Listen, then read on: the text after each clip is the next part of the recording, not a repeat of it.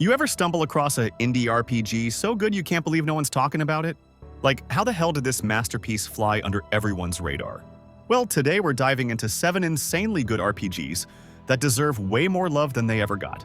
And I'm not just talking hidden gems, I'm talking top-tier, unforgettable experiences that somehow got buried by the algorithm. If you love games with heart, creativity, and zero corporate nonsense, trust me, you'll want to stick around for this one.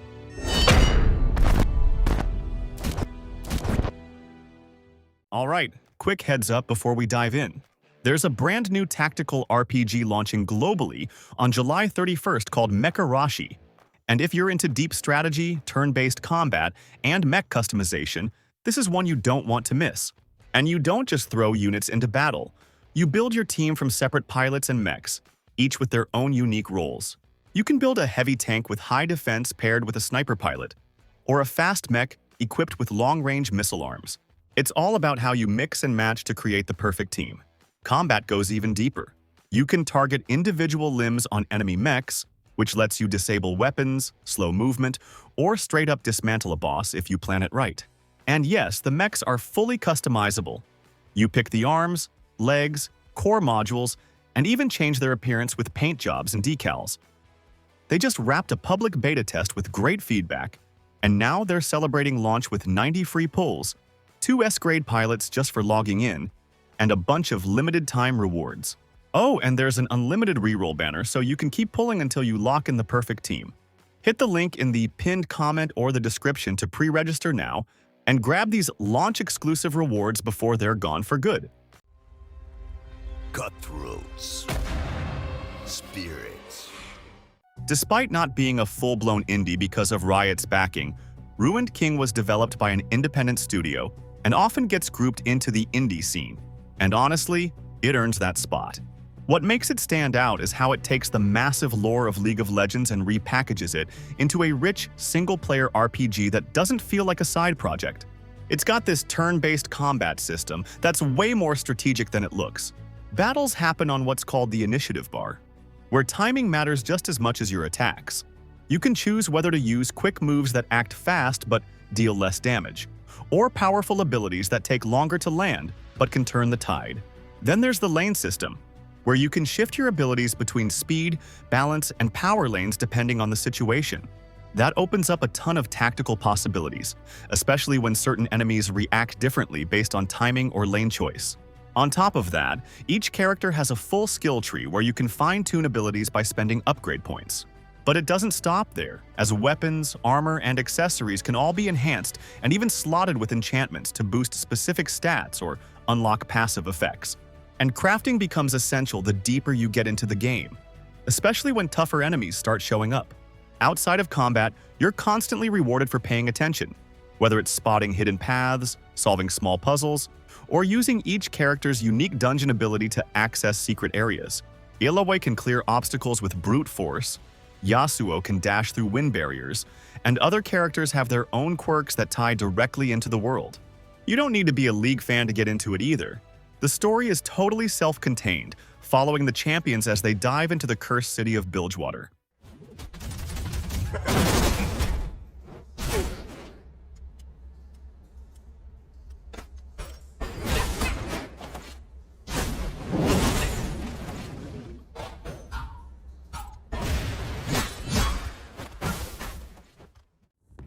You found it.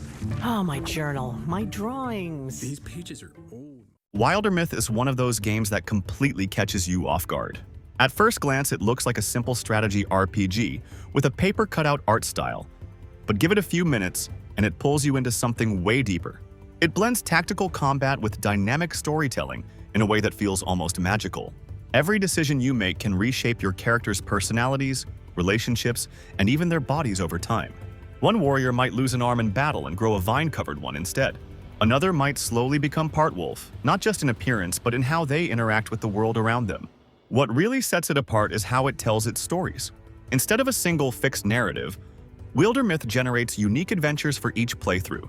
Characters fall in love, hold grudges, sacrifice themselves, or become legends depending entirely on the choices you make and how the game weaves those threads together.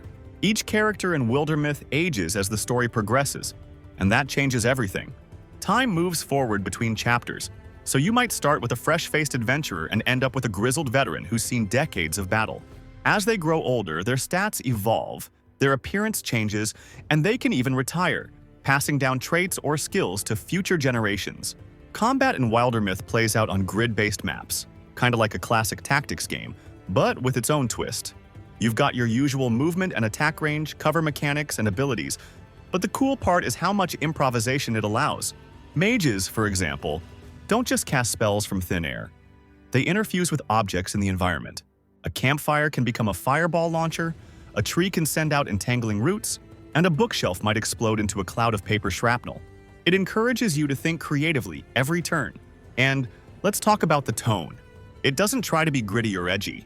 It's emotional, warm, even a little goofy at times, but always full of heart. That charm, mixed with some genuinely tough tactical battles, creates a perfect loop of storytelling and gameplay.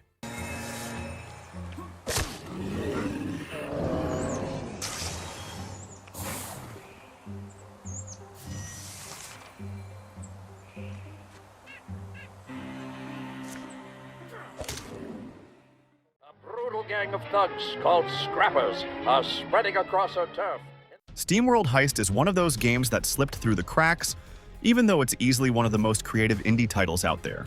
It mixes turn-based strategy with side-scrolling action in a way that feels completely fresh. Instead of moving armies across a grid like most tactical games, here you control a team of Steambots on intense space missions. The story takes place in a post-apocalyptic galaxy where Earth is long gone, and the Steambots, basically steam-powered robots with a ton of attitude, are trying to survive in the lawless remains of space. You play as Captain Piper Faraday, a tough-as-nails space outlaw who leads a small crew of smugglers, scavengers, and rebels. The way combat works in SteamWorld Heist is honestly what makes it so addictive. It's turn-based, yeah, but instead of just picking a target and letting RNG do the rest, you actually line up your shots in real time.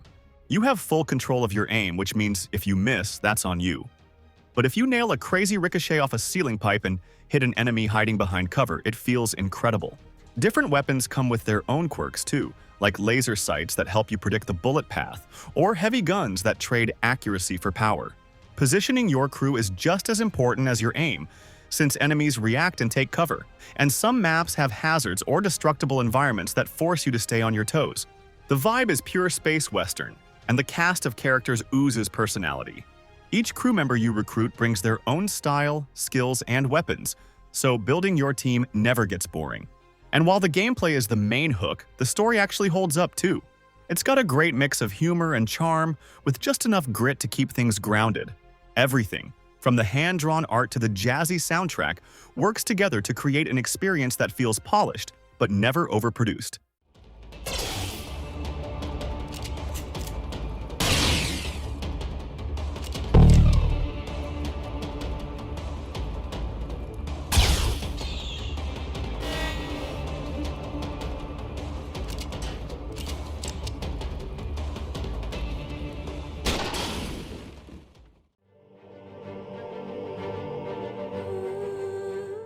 Scarlet Tower is what happens when you mix the chaotic fun of Vampire Survivors with layers of depth you'd usually only find in a full-blown RPG. It's a pixel art action roguelike that throws you into endless hordes of monsters while giving you a ridiculous amount of freedom to build your character however you want. The gameplay starts simple: move around, survive, level up. But the deeper you go, the more complex and rewarding it becomes. You can upgrade your weapons, unlock new characters with unique traits, and even adjust your build mid-run depending on what the game throws at you. Each character has their own passive abilities and unique starting weapons, which means every run feels different right out of the gate. And while most games in this genre keep things pretty basic, Scarlet Tower brings in progression systems that actually make you want to keep grinding. You can earn runic coins to boost your characters permanently, unlock pets with special powers, and even mess around with day and night cycles that affect enemy types and abilities. There's also a surprisingly deep talent system that completely changes how you approach each run. Instead of just stacking damage or health like most roguelikes, Scarlet Tower gives you access to a full grid of talents that offer both active and passive perks. You can invest points into movement speed, crit chance, cooldown reduction, and even status effects like burn or freeze, depending on your playstyle. And as you progress, you unlock even more advanced talent trees tied to specific character classes, which gives you tons of room to experiment and push for crazy synergies. And instead of sticking with basic weapons the whole run, you can combine certain secondary weapons to create powerful fused versions with entirely new effects. It's not just a stat boost. These fused weapons often bring in fresh mechanics like area denial, lifesteal, or stacking debuffs that completely change how you play. It's got that one more run energy, but with enough unlocks and strategy to keep you hooked for hours.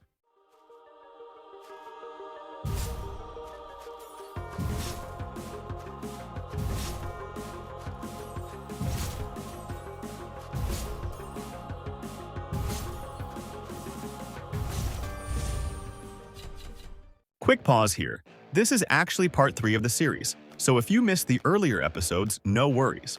I'll leave the full playlist linked down in the description and also in the card at the end of the video. And if you've got a favorite underrated indie, or want me to cover more in a part 4, drop it in the comments. Even if it's something totally obscure, I'll check it out. Seriously, I check and reply to every single one. It helps the algorithm, keeps the channel alive, and gives me an excuse to talk about weird games without being judged by my wife. Also, if you're enjoying the ride so far, hit that subscribe button. It's free and it keeps me from shouting into the void alone.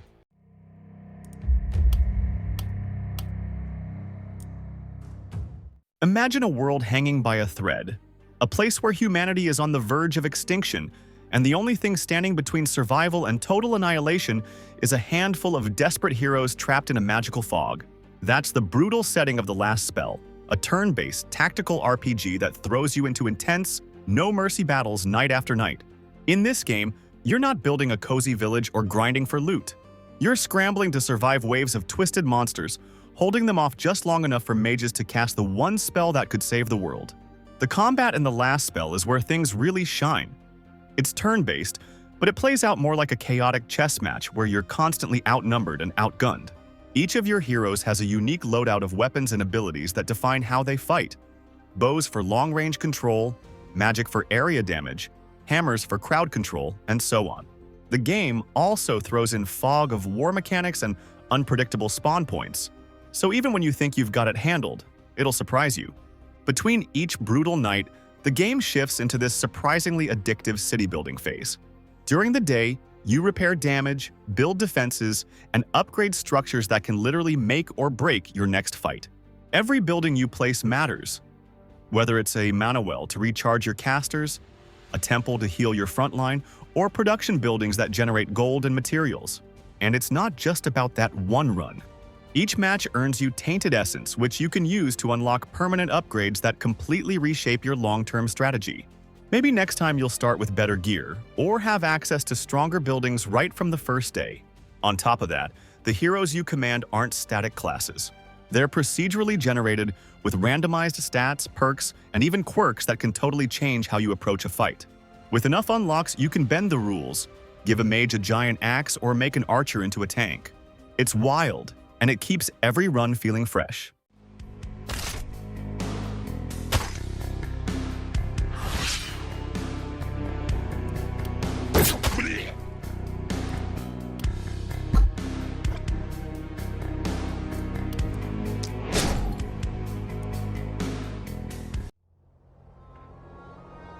In the dark days of centuries past. Felseal Arbiter's Mark is one of those games that quietly showed up, delivered something genuinely impressive, and still somehow ended up flying under the radar. It's a turn-based tactical RPG, clearly inspired by classics like Final Fantasy Tactics, but it brings its own identity with refined systems and a ton of customization. The combat is deep without being overwhelming, and the way it lets you shape your characters is ridiculously satisfying. Each character has a primary class and a secondary class that you can freely combine, and there are over 30 unique ones to unlock. You start with the basics like Mercenary and Mage, but as your characters level up in different roles, you'll unlock more advanced classes like Spellblade, Gadgeteer, and Plague Doctor. Some of these require specific combinations of progress, so leveling a Knight and a Mage might unlock something totally new. On top of that, every class comes with its own ability tree, and characters keep the passive skills they've learned even after switching roles. That means your team builds start to feel like your own personal creations, not just copies of whatever the game hands you. The combat itself feels tight and tactical, striking a great balance between strategy and pace. Positioning actually matters here. Attacking from behind deals more damage and height differences give you an edge. The enemy AI doesn't just rush you blindly either. It plays smart, goes after your weakest units, and knows how to exploit openings. Also, every time a character gets knocked out in battle, they come back with a temporary stat penalty. It's a small detail, but it pushes you to rotate your squad and think more long-term, instead of relying on the same overpowered team every time. And when it comes to gear, you collect materials from battles and side quests, then use them to upgrade weapons and armor. It gives you full control over your team's loadout, and every upgrade feels earned instead of lucky. The world design is surprisingly rich too. It's set in a fantasy land governed by a council of immortals, but things aren't nearly as peaceful as they look. You follow Kyrie, one of the enforcers of the council's laws, as she starts uncovering some serious corruption from the inside.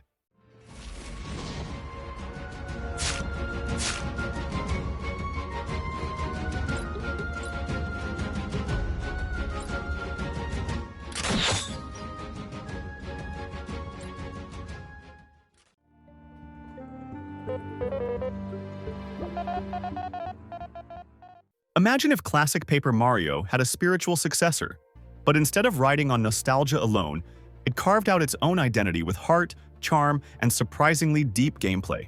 That's exactly what Bug Fables: The Everlasting Sapling delivers. Set in a colorful world ruled by bugs, the game follows three unlikely heroes, V, Kabu, and Leaf, on a quest to find a mythical artifact said to grant eternal life. Sounds simple, but the writing is clever, self-aware, and isn't afraid to poke fun at classic RPG tropes. The game breaks the fourth wall more than once, throwing in jokes about item hoarding, random battles, or how every RPG hero is somehow trusted by complete strangers. Combat plays out in turn-based style with timing mechanics that keep you engaged every second. You're not just picking commands from a menu. You'll need to press buttons with the right timing to block attacks or boost your own. Each of the three characters has their own strengths, and managing them in battle is all about synergy. Then there's the medal system, which act like modifiers, and you can equip them to boost attack power, add new skills, resist certain effects, or even throw in some goofy twists just for fun. The catch is, you've got a limited amount of medal points, so building your loadout is like solving a puzzle. Do you stack offensive power and go glass cannon? Or build a tanky team that can outlast anything? That balance between strategy and creativity is what makes every fight feel unique, even the smaller ones. Outside of battle, there's a ton of depth packed into exploration and item management. You can combine ingredients to cook up meals that heal, buff stats, or even add weird effects you wouldn't expect. Some recipes are easy to figure out. Others are total mysteries that you'll only discover through experimentation or finding hidden clues around the world. And speaking of hidden stuff, the game is full of reasons to revisit old areas. As you unlock new abilities for each character, new paths open up in places you've already explored. Plus, if you dig deep enough, you'll stumble into optional boss fights that are way tougher than anything in the main story. These secret battles are brutal, but they're also some of the most satisfying moments in the game if you're up for the challenge.